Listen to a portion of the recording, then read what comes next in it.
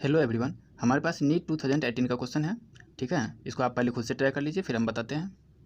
कर लिए होंगे आप लोग ट्राई। चलिए पहले क्वेश्चन को समझ लेते हैं कि क्या कह रहा है। क्वेश्चन कह रहा है कि एक इलेक्ट्रॉन है, उसका मास m दिया हुआ है। ठीक है, और उसका वेलोसिटी है v0 आई कैप में। ठीक, और वो इंटर कर रहा है इलेक्ट्रिक फील्ड में, जिसका कि मैग्नीट्यूड हमको E0 दिया हुआ है और डायरेक्शन माइनस आई कैप में है। ठीक है, इनिशियल टाइम में D Broglie wavelength lambda naught है। तो हमको पूछ रहा है क्वेश्चन में कि टी टाइम के बाद उसका डी ब्रोगली वेवलेंथ क्या होगा। क्वेश्चन आ गया समझ में। चलिए पहले हम डायरेक्शन डिसाइड कर लेते हैं। तो इधर राइट साइड में हम पॉजिटिव डायरेक्शन मान लेते हैं। ये पॉजिटिव आई कैप हो गया। ठीक है, ये इलेक्ट्रॉन है, इसका मास m है और ये आई कैप में जा रहा है। ठीक है, और इलेक्ट्रिक फील्ड का डायरेक्शन इसके अपोजिट में दिया हुआ है माइनस आई कैप में, उसको भी हम बना लिए। अब बताइए इस इलेक्ट्रॉन पर फोर्स किधर लगेगा। इलेक्ट्रॉन पर नेगेटिव चार्ज होता है, इसलिए जिधर इलेक्ट्रिक फील्ड है उसके अपोजिट डायरेक्शन में फोर्स लगेगा।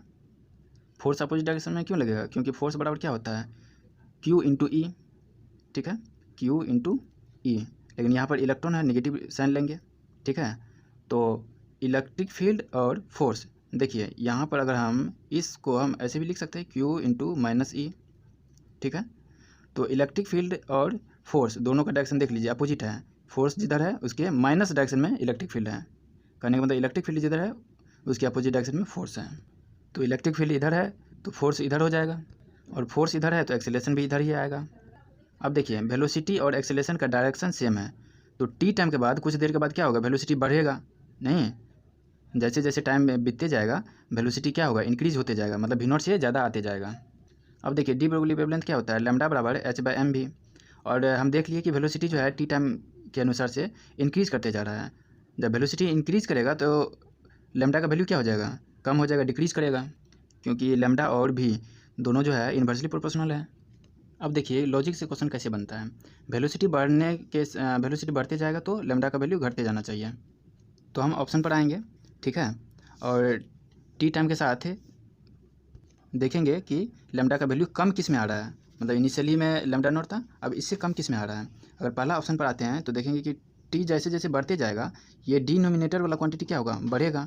ये जब बढ़ेगा तो ऑल ओवर जो होगा ये लैम्डा का वैल्यू आएगा मेरा। ये लैम्डा का वैल्यू क्या हो रहा है, डिक्रीज़ करेगा, क्योंकि डिनोमिनेटर बढ़ रहा है ना, तो ये टोटल क्वांटिटी क्या होगा, डिक्रीज़ करेगा। अब ये इस ऑप्शन पर आ जाते हैं, तो टाइम जैसे जैसे बढ़ेगा ये मेरा पूरा क्वांटिटी क्या हो रहा है, इंक्रीज़ कर रहा है। ठीक है, और ये लैम्डा का ही वैल्यू दिया हुआ है ना, तो ये पूरा इंक्रीज़ कर रहा है, तो इंक्रीज़ नहीं, हमको डिक्रीज़ करना चाहिए ना, तो इस तरह से ये भी ऑप्शन मेरा नहीं होगा। इस ऑप्शन में बोल रहा है कि सेम ही रहेगा, सेम तो रहेगा नहीं, डिक्रीज़ करना चाहिए, तो ये भी ऑप्शन नहीं हुआ। इसमें देखिए टाइम जैसे जैसे बढ़ेगा ये पूरा क्वांटिटी बढ़ेगा, और जब लैम्डा नॉट से इंटू कर देंगे, गुना कर देंगे, तो ये पूरा क्वांटिटी बढ़ेगा, तो इस तरह से ये भी मेरा ऑप्शन नहीं हुआ। तो मेरा कौन सा आंसर हो गया, फर्स्ट। अब हम वो मेथड बताएंगे आपको जो आप हर जगह बुक में पढ़ते हैं। इलेक्ट्रॉन पर फोर्स कितना लगेगा, F बराबर क्यू ई। क्यू मतलब कि इलेक्ट्रॉन का चार्ज कितना होता है, E इंटू ई, इलेक्ट्रिक फील्ड हो गया। ये कैपिटल E जो है वो इलेक्ट्रिक फील्ड हो गया, और ये बराबर मास इंटू एक्सेलरेशन है, न्यूटन्स लॉ में पढ़े होंगे आप लोग, मास इंटू एक्सेलरेशन। ठीक है, ये फोर्स बराबर मास इंटू एक्सेलरेशन भी होता है। तो यहाँ से हमको एक्सेलरेशन का वैल्यू आ जाएगा small e capital E by m. De Broglie wavelength निकालने के लिए अगर यहाँ पर एच तो कांस्टेंट है, एम भी कांस्टेंट है, मास, वेलोसिटी का वैल्यू अगर हम निकाल लें तो लैम्डा तो निकाल ही सकते हैं। तो वेलोसिटी कैसे निकालेंगे, v बराबर u प्लस ए टी, ये होता है, आप लोग पढ़े होंगे। वेलोसिटी टी टाइम के बाद कितना होगा, तो वी टी मान लेते हैं, बराबर u इनिशियल वेलोसिटी कितना दिया हुआ है, इनिशियल वेलोसिटी हमको v0 दिया हुआ है, v0 प्लस एक्सेलरेशन हो गया small e into capital E बटा एम इंटू टी टाइम के बाद निकालना है हमको।